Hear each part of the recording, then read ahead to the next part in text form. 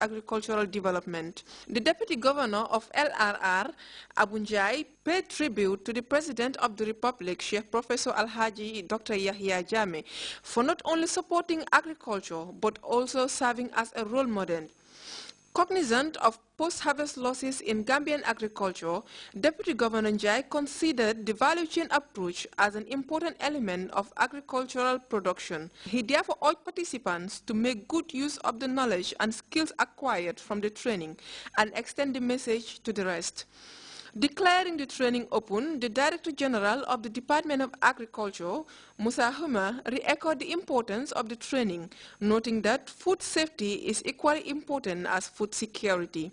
He therefore urged participants not to leave any stone unturned in acquiring as much information and skill from the training as possible. Huma further urged farmers to join the Ministry of Agriculture in its quest to eliminate the importation of food, particularly rice, by 2016. As opined by the head of state, he thanked the World Bank through WAP for its continuous support to Gambian agriculture. Uminjai, Grts.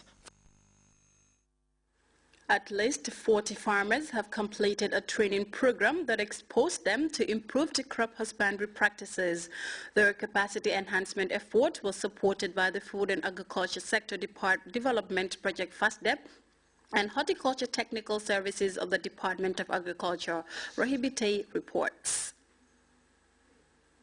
By the Food and Agriculture Sector Development Project, FASDEP, in partnership with the Horticulture Technical Services of the Department of Agriculture, was aimed at improving crops husbandry practices through farmer field schools for the promotion of improved horticultural management. The training gathered 40 farmers to widen their knowledge on horticultural management. Giving an overview of the training, the Deputy Director of the Horticultural Technical Services at the Department of Agriculture, Ami Fabure, revealed that High Unit was assigned to the Director General's Office to train beneficiary farmers on improved production techniques for the promotion of horticulture in the Gambia. She said the resource persons were drawn from specialized units with the aim of ensuring effective training. Madam Fabry therefore urged participants to actively participate and share as much information as possible. The governor of Lower River Region, Saliu Pui, argued that Gambians should attach great importance to agriculture since it is the country's main source of employment, considering the huge losses being incurred by farmers on their horticultural produce. Governor Pui viewed processing and preservation as integral in food production. He finally called upon the FASDEP and its beneficiaries to look into the issue of post-project sustainability. The director of FASDEP, Fafanding Fatajo, expressed his deep appreciation to the Office of the Governor for their continuous support since the inception of the project. He reiterated the potential Gambia has in terms of improved agricultural productivity. Fatajo said his project attaches great importance to capacity building, but urged participants to make good use of knowledge and skill they are going to gain from the training. Only this, he said, would justify the spending of the huge sums of money over such trainings. On his opening remarks, the Deputy Permanent Secretary, Minister of Agriculture, Asmi Cole, argued that Gambian women deserve all commendations for their leading role in the development of Gambian agriculture. He further justified the fact that most, if not all, agricultural projects have women as their target beneficiaries. Cole urged participants to consider the training as information sharing from and not a classroom session, given the wealth of experience they have. Such trainings can immensely help in improving horticultural management in the Gambia. Rohibite, Grts News. Well, time not to take our first break. We'll be back with news from outside the Gambia.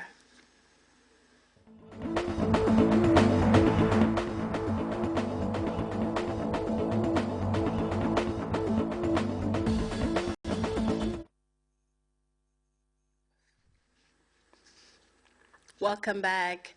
Teachers in Burundi are up in arms with the government over low wages and are demanding a salary hike. And the head of the United Nations Humanitarian Operations is assessing the situation in South Sudan. For more on these stories and others, we go with this roundup of news. Head of UN Humanitarian Operations, Valerie Amos, is in South Sudan for a 3-day visit to assess the growing humanitarian crisis there. Since December, fighting between government troops and rebels has claimed the lives of thousands of South Sudanese and driven nearly 700,000 from their homes.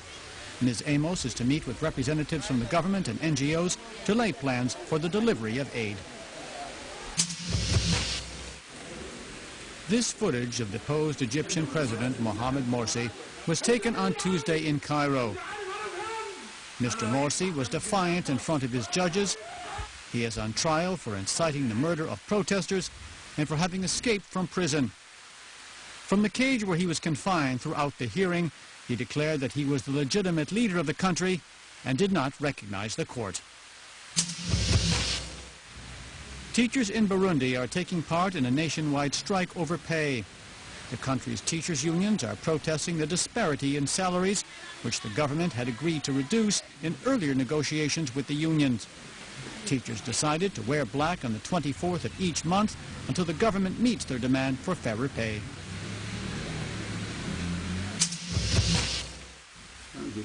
Illustrator, writer and thinker Bruli Bouabre died on Tuesday at the age of 91. The Ivorian artist is noted for his creation of an alphabet for the Bete language to preserve the culture from extinction. He was also well known for his hundreds of drawings, which are today exhibited in museums around the world. Bruli Bouabre said that he felt his mission was to reunify humanity in a spirit of peace. Well, leaders from 33 Latin American and Caribbean countries gathered in Cuban capital Havana have urged Washington to change its hostile policy towards the Castro regime. And the head of the main opposition in Ukraine has torn down a government offer to end months of violent protest, calling for nothing short of amendments to the country's electoral laws. Details of these and other stories in this roundup of news. After the Ukrainian parliament cancelled recent disputed laws on demonstrations, Arseniy Yatsenyuk, a main opposition head there, rejected a proposition by the government. It accorded amnesty to demonstrators arrested if the demonstrations would end. He said that the condition was unacceptable, adding that the constitution must be changed with new amendments and that the presidential election process must be modified. Another opposition leader, Vitaly Klitschko, said the backing off by the government was not a victory but a step forward. Meanwhile, Serhiy Abozov has been named interim prime minister. Interviewed by the State Security Institute, the INSS, in Tel Aviv, Palestinian President Mahmoud Abbas said an Israeli withdrawal from the West Bank should take place within 3 years, according to a peace plan.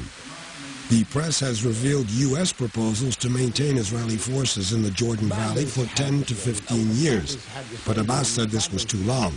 He added he is not against a third force in the Jordan Valley to reassure Israel, and said that NATO would be appropriate for the mission.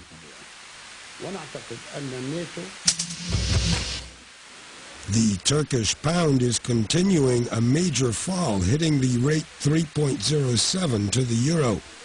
Tuesday, the Turkish Central Bank raised interest rates against the advice of the conservative Islamic government, worried about the impact on growth in the country. Growth in Turkey has been hit hard by the political storm over the corruption scandal around Prime Minister Erdogan. The 33 countries of the Latin American and Caribbean Community, or CELAC, were meeting in Havana, Cuba, in the presence of the UN Secretary General. They sent a strong message to the United States, urging Washington to change its hostile policies towards the Castro regime. Communist Cuba has been subjected to a severe financial and business embargo by the United States for more than 50 years.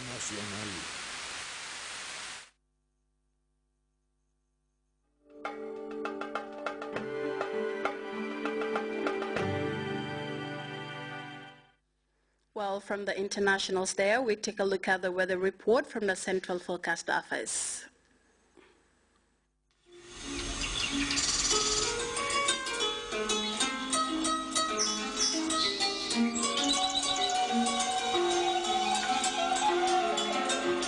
The source assures us of a continuous flow, and from there, everything follows. And for those of us who know what the River Gambia stands for, understanding its sustainability in all aspects of life is easily confirmed. The River Gambia provides nutritious delicacies as food, while it provides its wildlife a balanced